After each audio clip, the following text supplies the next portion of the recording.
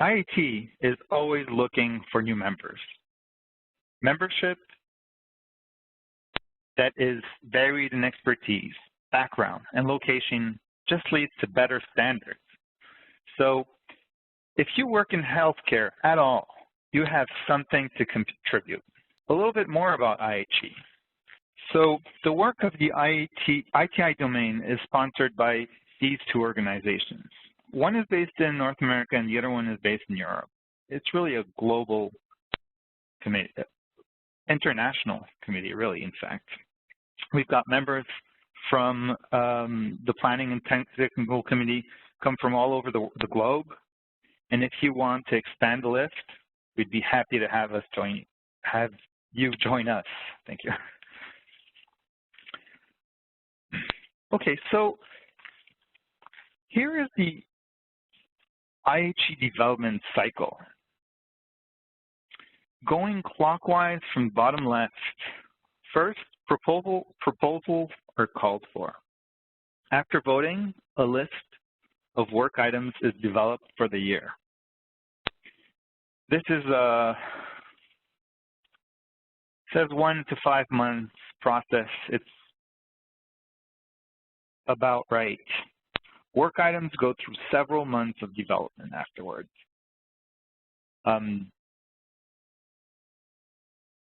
They are published for public comments for a month. We have experts and clinicians and anyone that is interested provide us those comments. So then the committee meets to review all the public comments and republish those documents incorporating all the responses to those comments. All that point to the document are mature enough for people to go off and begin implementing them into their products. And then a few months later, in January in Cleveland and in April in Europe, we get together for a week-long testing event that we call the annual Connect-a-thon.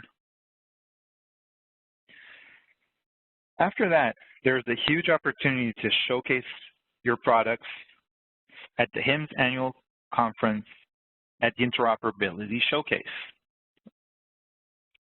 Eventually, we end up with products that are more interoperable. So this kind of gives you an idea of the IHE-related activities on an annual basis. In general, the left side represents the IHE committee activities. The right side represents implementation, testing, and deployment.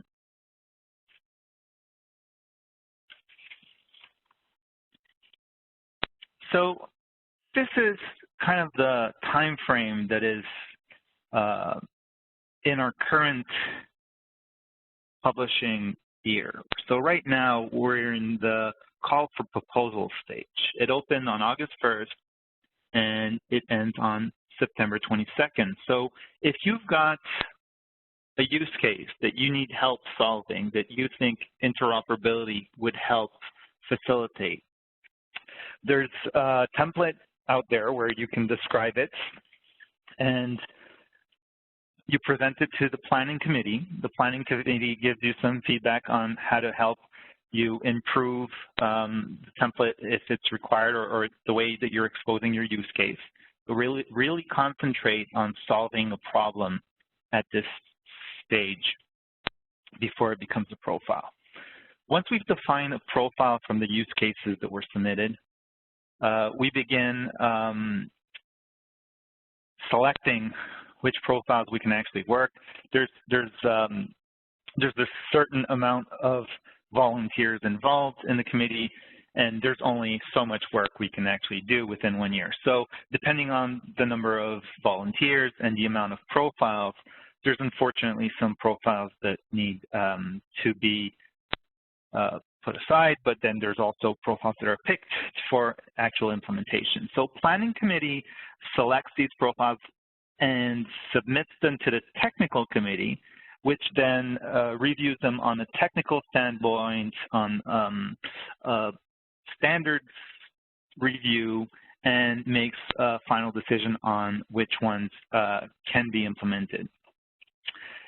So then the profiles are drafted in the technical committee, and that's an activity that goes from December to May. There's a face-to-face meeting that's usually international during that period. And then we have the public comment period, which is from the May month until the end of June. And then we have another face-to-face meeting in the month of June or July, where we have the comment resolution as well as the trial implementation is published. So to create a profile, it's really a 2-year process where initially it goes into trial implementation, then it goes through testing, and then it goes through the cycle again so it can be published as a final text. Usually it takes actually 3 years to go into, at a minimum, to go into final text. So this year we have the North American Connectathon. The registration is going to start shortly on September 6th till October 6th. We've got the actual Connectathon that's being held in Cleveland in mid-January from the 15th to the 19th, and the European Connectathon that will be at The Hague in the Netherlands, and that is in April. So how do you actually participate? Once you have the membership, it really takes very little to participate. It may just be reading a work in progress and offering feedback now and then whenever you're available. Or more if you'd like. If you're interested, we have something for you in whatever size commitment you can make. The only requirement for committee participation is for your organization to become a member, which is really easy. Through public comment, participation is open to everyone. So go to the IHE.net/join website to become a member, and then email your co-chairs to get hooked up with activities that are relevant for you.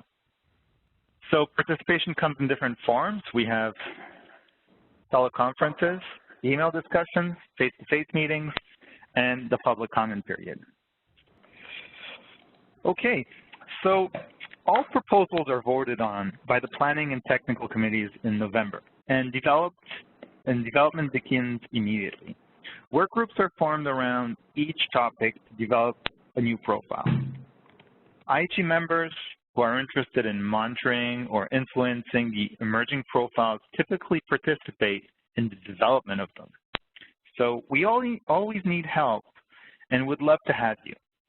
Participation can range from being primary author on a work item down to providing comments during the public comment period.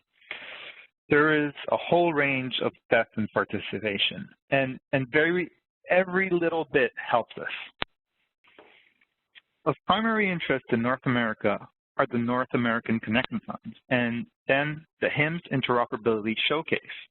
A lot of Connectathon participants are there to participate for showcasing their abilities at the HIMSS Interoperability Showcase. So the purpose of the Connectathon really is to make sure you can interoperate, because we really want to have a real HIMSS Interoperability Showcase. It's not a preset example. We're testing the profiles, and it's really actually working. There's also another European opportunity to demonstrate your IHE capacities, and the HIMSS Europe and Health 2.0 are collecting, some of the most influential digital health conference speakers of 2018. It will be held on the 27th May, and it will be in Spain. So that's another opportunity for showcasing your product. So this slide illustrates what the Connectathon and Showcase, while closely related, are two separate events.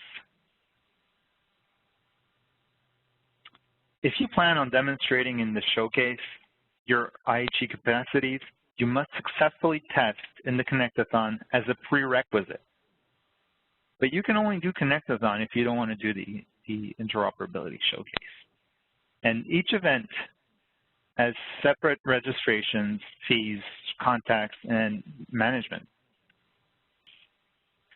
So learn how to participate at the Connectathon. There's a really great webinar that is available, that will be available on August 23rd at 1 p.m. That will help your team. They will prepare your organization for this rigorous testing event. System registration opens on September 6th and ends on October 6th. So register for the August 23rd webinar to learn how your organization can participate and learn how to get your team up for the challenge. It's an enduring